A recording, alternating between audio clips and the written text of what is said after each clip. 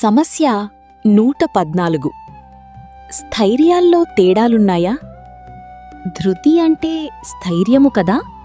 అది సాత్విక ధృతి అని, రాజస ధృతి అని, తామస ధృతి అవి 3 రకాలుగా ఉంటుందిట కదా. వాటి ప్రత్యేక లక్షణాలేమిటి? ధృత్వా యయా ధారయతే మనః జేవియర్ క్రియా యోగేవా వ్యభిచారిణ్యా ధృతి సౌపార్టీ సౌత్వికీ యయా తు ధర్మకామార్థాన్ ధృత్యా ధారయతే అర్జున ప్రసంగేన ఫలాకాంక్షీ ధృతి పౌపార్థి రాజసి యయా జ్వన్నం భయం శోకం విషాదం మదమేన చ విముంచతి దుర్మేధా ధృతి పౌపార్థి తామసి.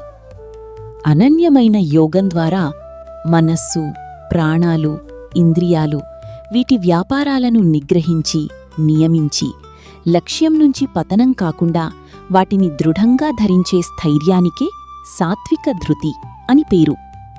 సథానంగం వల్ల ఫలాభిలాషతో ధర్మం, అర్థం, కామం అనే త్రివర్గాన్ని జీవిత లక్ష్యంగా ధరించే స్థైర్యమే రాజసధృతి.